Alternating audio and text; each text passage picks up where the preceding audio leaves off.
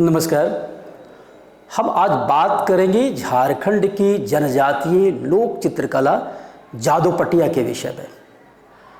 मैं यहाँ पहले कुछ ऐसे शब्द हैं जिनको मैं स्पष्ट करना चाहता हूँ, क्योंकि इंटरनेट और कई नेशनल और इंटरनेशनल पेपर्स में जो मैंने देखा उसमें गलत सूचनाएं बहुत अधिक हैं।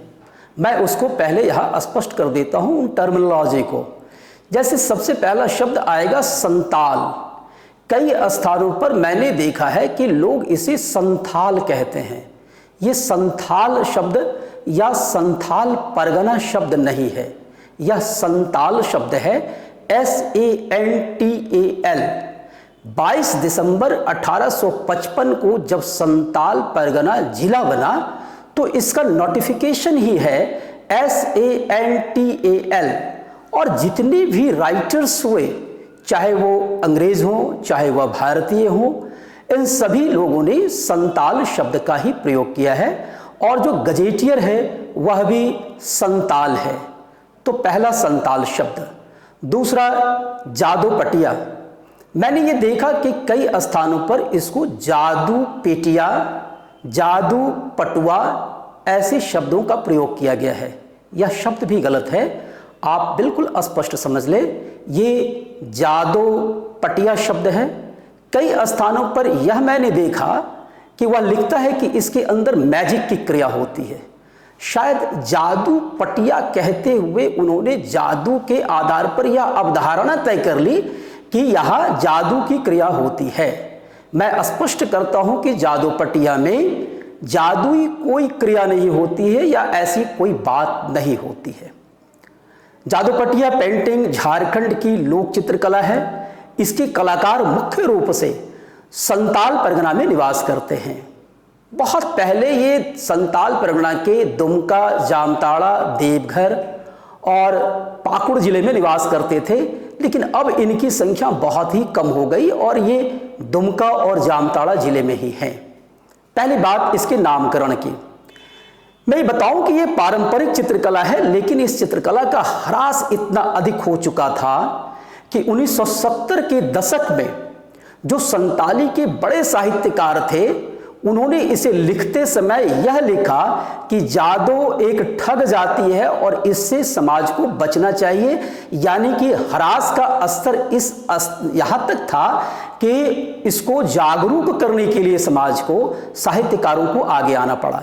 इसका अर्थ यह है कि 70 के दशक तक आते आते इस पेंटिंग का पूरी तरह से सांस्कृतिक रूप से ह्रास हो चुका था। गैर कला जगत के लोगों को इसकी बहुत कम जानकारी थी। अविभाजित बिहार में 1990 के दशक तक जब मैंने इस पर काम आरंभ किया, उस समय तक केवल उनके पास मधुबनी पेंटिंग लोक कला के रूप में थी, इसके अतिरिक्त कोई कला नहीं थी। 1990 में मैंने इस पर काम आरंभ किया, शोध आरंभ किया। आदिवासी चित्रकला अकादमी शोध एवं प्रशिक्षण संस्थान की स्थापना हुई और फिर गांव-गांव जाकर इन चित्रकारों को खोज कर लाया गया। इनके नामकरण के लिए हमारे पास दो शब्द थे, दो विकल्प भी था। एक कि इसको मैं संताल पेंटिंग कहूं, दूसरा मैं इसको कुछ और नाम दूं। संताल पेंटिंग इसलिए इसे नहीं कहा जा सका क्योंकि इसको बनाने वाले लोग संताल नहीं हैं। और जादू पटिया इसको इसलिए कहा गया क्योंकि इस चित्रकला को बनाने वाले जो लोग हैं, जो जातीय समूह है, वह स्वयं का टाइटल चित्रकार कहता है, चित्रकर भी बोलता है। यह ठीक वैसे ही है जैसे कुंभकार, मालाकार, चर्मकार शब्द है। संताल समाज के लोग इसे जादू कहते हैं। 1990 के दशक में दो घटनाएं बहुत महत्वपूर्ण हो रही थी। एक, देश के अंदर राष्ट्रीय साक्षरता मिशन चल रहा था जिसमें कि अंधविश्वास के खिलाफ एक कंपोनेंट था। और जैसा कि मैंने कहा कि 1970 तक आते आते संताल समाज में इस पेंटिंग की अवस्था यह थी कि इसको अंधविश्वास माना जाने लगा था।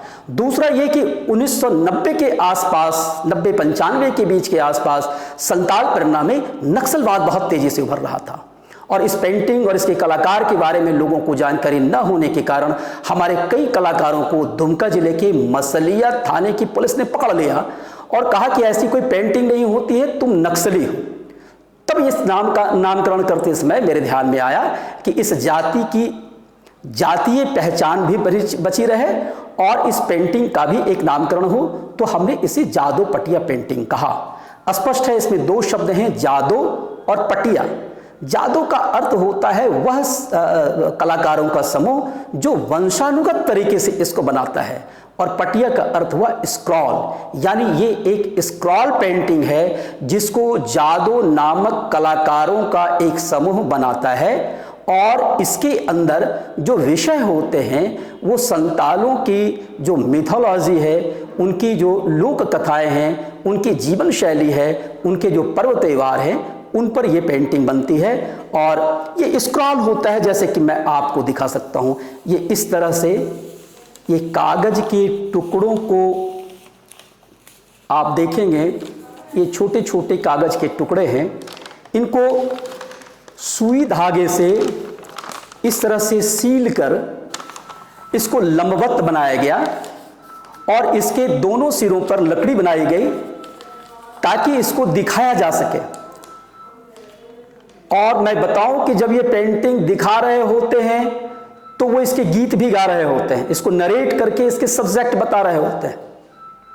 यानी जब ये पेंटिंग होती है तब यह विजुअल आर्ट है, और जब इसको गा रहे होते हैं तब ये परफॉर्मिंग आर्ट है, यानी विजुअल और परफॉर्मिंग दोनों आर्ट का सम्मिलित रूप है। जादो पटिया पेंटिंग के अंदर 11 ऐसे पट हैं जिनको कि ये मुख्य रूप से बनाते हैं। सन 1990 तक केवल ये लोग यमपट बनाते थे, जिसमें यमराज द्वारा मनुष्य के पृथ्वी पर किए गए कर्म के आधार पर मृत्यु के बाद उसके साथ न्याय किए जाने का, दंड दिए जाने की अवधारणा पर आधारित था, जैसा कि हमारे गरुड़ पुराण में इसकी चर्चा मिलती है। लेकिन यह अंधविश्वास का हिस्सा था, और जो स्थापित रूप से जादू पटिया पेंटिंग हुई वह कारामबिंती से हुई। कारामबिंती एक लंबवत पेंटिंग है जो करीब 32 फीट तक लंबा पट होता है। इसमें संतालों की उत्पत्ति की अवधारणा और उनके गोत्र निर्धारण और उनकी वंश परंपरा आगे कैसे बढ़ती है इस पर चित्रित होता है। जादू पटिया पेंटिंग की प्रत्येक पट एक समान लंबाई का नहीं होता, वह कथा के आधार पर, विषय के आधार पर होता है। सबसे लंबी पेंटिंग जो होती है वह 1 से 1.5 फीट चौड़ी और करीब 32 फीट तक लंबी होती है। इसमें क्रमबद्ध तरीके से संतालों की उत्पत्ति की अवधारणा बताई जाती है। इसी तरह से ये बाहा, यानी कि बाहा का संताली में अर्थ होता है फूल, ये इनके यहाँ त्योहार है जो वसंतोत्सव है। इस दौरान एक दूसरे पर, जैसे हम होली खेलते हैं, ये लोग सादा पानी डालकर इस उत्सव को मनाते हैं। इस दौरान जो रिचुअल्स हैं, उनके पूजा पाठ हैं, इन सब को लेते हुए एक लंबा पट बनता है। उसी तरह से सोहराय पर्व के आधार के दौरान भी जितनी क्रियाएं इनके अंदर होती हैं, सामाजिक और सांस्कृतिक, उस पर पेंटिंग बनाते हैं। इसी तरह से संतालों की गाथाओं के आधार पर भी ये पेंटिंग बनती है। तो इस प्रकार से इनके पेंटिंग कागज पर ये बनाते हैं। इसमें प्राकृतिक रंगों का प्रयोग होता है। मुख्य रूप से 5 रंग इनके पास होते हैं। लाल होता है, काला, पीला, हरा और भूरा। भूरा रंग ये लोग खनिज से, यानी विशेष प्रकार के पत्थर से लेते हैं। बाकी रंग वनस्पतियों से प्राप्त करते हैं और उनको बेल या किसी और प्रकार के गोंद में मिला करके टेम्पर किया जाता है और उससे ये कागज पर इसको बनाते हैं। इसकी विशेषता है कि यह पेंटिंग संतालों की संस्कृति से जुड़ी हुई तो है। इसकी रेखाएं गतिशील होती हैं, इसमें आँख बड़ी होती है और इसमें एक चश्मा और द्विचश्म को लेकर, यानी कि एक आँख की तरफ से देखता हुआ और समक्ष देखता हुआ, इसको लेकर बड़ा अनुशासन है।